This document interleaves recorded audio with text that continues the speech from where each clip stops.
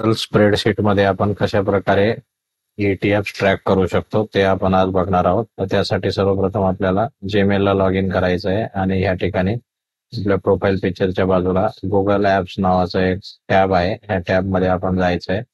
त्यानंतर याला थोडंसं खाली आपण इथे गेलो की या ठिकाणी शीट्स नावाचा आपल्याला एक टॅब दिसेल. शीट्स ही गुगलची स्प्रेडशीट आहे. हे ओपन केल्यानंतर बघा या ठिकाणी जे आहे आपण रिसेंट स्प्रेडशीट नावाने जे आहे या ठिकाणी काही शीट्स याचे सेव्ह झालेल्या दिसत आहेत. तर हे गुगल आपण जे काही काम करतो ते गुगल स्प्रेडशीट नावाने या ठिकाणी ते ऑटोमॅटिकली सेव्ह होत राहते. आपल्याला प्रत्येक वेळेस सेव्ह करायची या ठिकाणी गरज नाही. तर जे आहे हे माय इन्व्हेस्टमेंट ट्रॅकर नावाने जे आहे माझा पोर्टफोलिओ आहे जे मी ट्रॅक करत करत असतो याच्यामध्ये गुगल स्प्रेडशीट मध्ये. तर हे आपण आता बघूयात कशा प्रकारे. तर सर्वप्रथम आपल्याला काय करणं आहे की आपल्याला जे आहे ते ETF चे ग्रुप करायचे आहेत. ज्या ETF मध्ये आपण इन्व्हेस्टमेंट करत आहोत किंवा करणार आहोत तसे ETF चांगले ETF आपल्याला शोधून काढायचे आहेत आणि त्याचे आपल्याला ग्रुप करून घ्यायचे आहेत. जसं की US सेक्टरशी रिलेटेड जे ETF आहे US रिलेटेड ते मी या ठिकाणी लिस्ट केलेले आहेत. चायना सेक्टरशी रिलेटेड चायनाशी रिलेटेड ETF या ठिकाणी आहेत. ऑटो सेक्टर आणि इलेक्ट्रिक व्हेकल सेक्टरचे जे ETF रिलेटेड आहेत ते मी या ठिकाणी auto BeES EV India Groww EV या नावाने या ठिकाणी लिस्ट केलेले आहेत.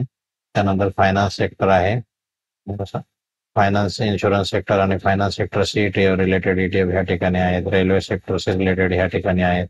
डिफेन्स सेक्टर आहे. IT सेक्टर आहे. नंतर FMCG सेक्टर आहे. त्यानंतर खाली बघा बँकिंग सेक्टरशी रिलेटेड ETF चा एक ग्रुप आहे. नंतर central public sector enterprises CPSE जे ETF आहेत सेंट्रल पब्लिक सेक्टरशी रिलेटेड ते या ठिकाणी लिस्टेड आहेत.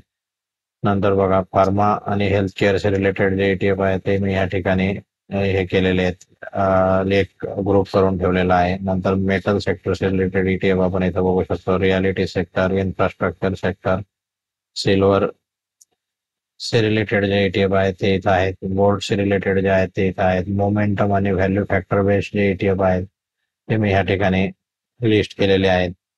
त्यानंतर लार्ज कॅप ETF जे आहेत ते या ठिकाणी आहे. मिड कॅप ETF आणि स्मॉल कॅप ETF अशा प्रकारे हा पूर्ण ETF चा पोर्टफोलिओ मी बनवलेला आहे. तर याच्यामध्ये जे आहे आपल्याला हा पर्सेंटेज चेंज म्हणजे आजच्या दिवसामध्ये म्हणजे करंट डेला ह्या ETF मध्ये किती मुवमेंट झालेली आहे म्हणजे किती वाढला किंवा किती करेक्ट झाला हे आपल्याला बघायचं आहे. तर या ठिकाणी आपण बघू शकतो आणि नंतर आपण जी बाय केलेली क्वांटिटी आहे ती आपल्याला ह्या कॉलम मध्ये टाकायची आहे. आपली ॲव्हरेज प्राइस आपल्याला टाकायची आहे. लाईव्ह प्राइस जी आहे हे कशी आपण या ठिकाणी ह्या स्प्रेडशीट मध्ये लाईव्ह प्राइस ऑटोमॅटिकली कशी अपडेट होते ते आपण बघणार आहोत. तर हे लाईव्ह प्राइस अपडेट करण्यासाठी आपल्याला काय करायचं आहे एक या ठिकाणी एक बाजूला एक दुसरी एक स्प्रेडशीट बनवायची आहे बाजूला आणि या शीट मध्ये जे सपोज आपल्याला फॉर एक्झाम्पल आपल्याला मोतीलाल ओस्वाल नॅसडॅक 100 ETF आपल्याला आपण घेतलेला आहे किंवा घेणार आहोत. तर ह्या ETFचं नाव आपल्याला इथे लिहायचं आहे. गुगल फायनान्स मधून याचं जे आहे ते NSE चा कोड NSE आणि BSE असे दोन प्रकारे लिस्टेड असेल. आपण NSE चा जर ETF बाय केलेला असेल तर या ठिकाणी NSE लिहून डबल कॉलन देऊन या ठिकाणी MON100 हा लिहायचा आहे. आणि ही प्राइस जी आहे ही कशी आपण लाईव्ह करंट प्राइस जी आहे कशी ट्रॅक करू शकतो तर त्यासाठी एक सिंपल फॉर्म्युला टाकायचा आहे आपल्याला. गुगल फायनान्स या ठिकाणी जे आहे हे टिकर हा सिम्बॉल इथं मी हे करतोय कॉमा देऊन या ठिकाणी आपण प्राइस असं लिहून हे ब्रॅकेट क्लोज करायचं. तर या ठिकाणी बघा ही जी आहे गुगल फायनान्स मधून हा लाईव्ह प्राइस जी आहे त्याने इथं फिच केलेली आहे. हीच प्राइस आपण इथं जोडलेली आहे. असं जे आहे ही प्राइस इथं फिच झाल्यानंतर आपण काय करायचं आहे या ठिकाणी जे आहे याला सिम्पली लाईव्ह प्राइस जी आहे इज इक्वल टू दाबून ह्या शीट मध्ये इकडे जाऊन याला इथून जोडून टाकायची आहे. एंटर मारायचं आहे. ही लाईव्ह प्राइस आली. त्यानंतर बघा आपण जी इन्व्हेस्टमेंट केलेली आहे ती या पद्धतीने तो आपल्याला इथे कॅल्क्युलेट करून दाखवतो. 137 क्वांटिटी 182.18 रुपीच्या ॲव्हरेज प्राइसने आपण घेतलेले आहेत. तर ही आपली जी आहे इन्व्हेस्टेड प्राइस झाली आणि याची करंट व्हॅल्यू जी आहे ती करंट व्हॅल्यू सध्या जी व्हॅल्यू आहे त्याची ती 137 क्वांटिटी आणि ही लाईव्ह प्राइस आपण जी गुगल फायनान्स मधून ऑटोमॅटिकली ही सीट ऑटो अपडेट होत राहील आणि ही प्राइस कमी जास्त होत राहील. आपली ॲव्हरेज कॉस्ट आपल्याला मॅन्युअली टाकायची आहे ही वाली आणि क्वांटिटी आपल्याला माहित असते आपण किती परचेस केलेले आहे त्या हिशोबाने हे जे आहे करंट व्हॅल्यू निघते. आणि मग यामधून आपण काय केलंय करंट व्हॅल्यू मधून हे इन्व्हेस्टमेंटची प्राइस मायनस केली तर हा आपला झाला गेन आणि हा इथं आपण पर्सेंटेज मध्ये कॅल्क्युलेट केलेला आहे. असं ह्या प्रत्येक मफांग नावाचा हा ETF आहे. नंतर MON100 हे सगळे ETFs आपण जे आहेत इथं आपण परचेस केलेली क्वांटिटी या कॉलम मध्ये टाकायची आहे. ऍव्हरेज प्राइस आपल्याला मॅन्युअली भरायचं आहे. क्वांटिटीचं कॉलम मॅन्युअली भरायचं. लाईव्ह प्राइस हे ऑटो अपडेट होत राहते आणि त्या हिशोबाने आपले इन्व्हेस्टमेंट अमाऊंट आणि आपल्याला करंट व्हॅल्यू, इन्व्हेस्टमेंटची करंट व्हॅल्यू काय आहे हे आपल्याला ह्या कॉलम मध्ये समजते आणि आपल्याला त्या पर्टिक्युलर ETF मध्ये किती गेन होतोय आणि किती लॉस होतोय हे आपण या ठिकाणी ट्रॅक करू शकतो. जसं फॉर एक्झाम्पल हा मफांग नावाचा ETF आहे, तर ह्या ETF मध्ये आपल्याला 21% आता गेन होतोय. हे जे आहे याच्यामध्ये ह्या ETF मध्ये मी मागे प्रॉफिट बुक केला होता, त्यामुळे एक क्वांटिटी फक्त सोडून दिलेली होती. तर ते आतापर्यंत ठेवलं असतं तर हा ETF जो आहे तो 40.64% वाढलेला आहे. तर अशा प्रकारे आपण हे ETF जे आहे ट्रॅक करू शकतो. सगळ्यात शेवटी जे आहे हे वेगवेगळ्या सेक्टरशी रिलेटेड मी स्टडी करून हे ETF या ठिकाणी मी स्वतः परचेस केलेले आहेत आणि त्यामुळे मी ह्या शीटमध्ये ट्रॅक करत असतो.